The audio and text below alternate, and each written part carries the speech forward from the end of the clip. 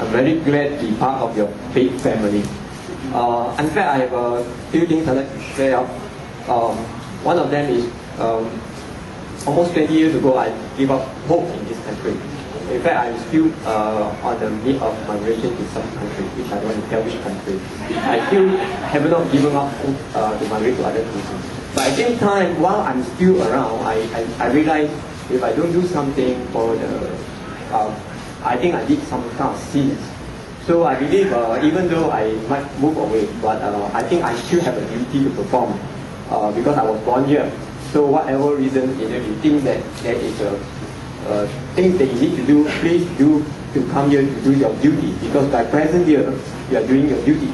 And as you grow older, you realize that life is nothing except some sacrifice for others. If you can do that, then you will never regret in your life. That's one. The second thing is that inspired me to come to this group is, of course, our beloved Sir Raja Peta.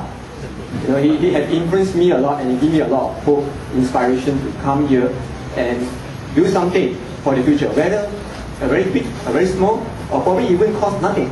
But never mind, as long as I'm present, itself already make a way to the future. And of course, the birthday last year had given tremendous hope to me. But I do have the gut. The one who gave me the gut all the way here is Raja Peta. And of course, the last one is, I used to go to Thailand, Bangkok. The reason because of that is I'm born with a very pragmatic person. I must feel that when I sing the song, I must stand up with the spirit like this. Especially songs like Respect the King of Thailand. I feel very happy. Sometimes tears come to my eyes because I feel very joy of singing that kind of patriotic songs. Same go to some of the songs in Malaysia, like Kerana Mu, you know, I touched by my heart. But very sad is to know this country, you know, sometimes you sing this kind of song, you can't sing it full-heartedly. But after joining all of you, today I felt like I can sing the song full-heartedly, especially NegaraKu, without any more hindrances, just like where I was in Bangkok. Okay, I look forward to meet all of you. I'm very glad Thank you very much. Hope to see all of you again.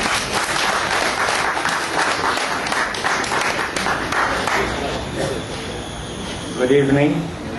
My name is Bob Teoh. I shouldn't be speaking because this is the young generation. But because of the ISA, I have to come out from retirement. And I am a journalist. I am sad to tell you that a lot of senior journalists won't come here except for my friend, one guy. And because we know our faces to be on the YouTube. And my boss, she was freaked and said, "What are you doing there? You're a senior editor." But it's okay. We are reminded not to make a political speech. But when we sing NegaraKu, that is political. Because NegaraKu, bagi Tumi, bukan kamu punya pendatang. NegaraKu is a political speech. So I'm sorry I have to break that speech. And Hari said that way, just now, that this gathering will be here every week until the detainees are released and until the ISA is revoked. So I thought to myself, you must be crazy. That's impossible. But I'm reminded, I was in London many years ago. I saw crazy people like that at Trafalgar Square. They said they will be outside the South African embassy every day until Nelson Mandela is released. So I said, you must be crazy. It's impossible. But praise God, Nelson Mandela was released. So don't worry, Haris, we'll be here every Sunday.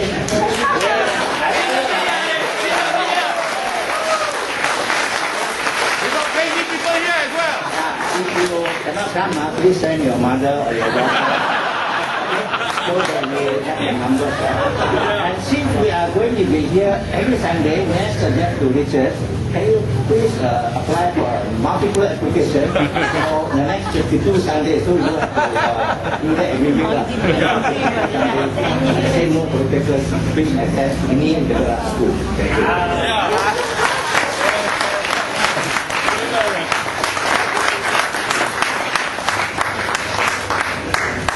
Just like to touch on a couple of things here.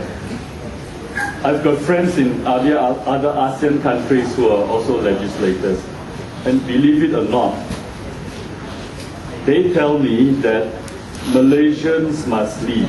Malaysians must lead the fight for social change and democracy in the whole ASEAN region. And there are at least 500 million people that live in the ASEAN region. And it's a fact, if you look around, most of these countries are under repressive regimes. Of course, the worst is in Myanmar, and people are looking to us, Singaporeans are looking to us, the Thais, the Indonesians. So we have a big role to play, not only for ourselves, for the whole region. Imagine what a great and dynamic region ASEAN will be if it were a truly free region. Just imagine that. And the other thing, the other propaganda we get hold is, of course, every time we try to work for progressive change, the racist agenda is thrown at us. But again, the younger generation, that's where our hope lies. My good friend Ibrahim Sufyan is the CEO of Merdeka Center for Opinion Research. He says that and he does all kinds of research. And his research also goes into ethnicity, age, and so on. He says, across the board with Malaysians of all ethnic groups, there's rejection for the ISA. Society where everyone fights for the country, where we all think as Malaysians, and not we against them. And so I encourage you that we have to continue to engage with the younger generation, because they are the ones that will change the country. And what we're doing, ironically, benefits UMNO as well. Did you notice in the upcoming UMNO elections how much democracy there is? How many candidates are fighting for position? Even Rafida Aziz is being challenged. There are 8 or 9 people that think they can be vice president.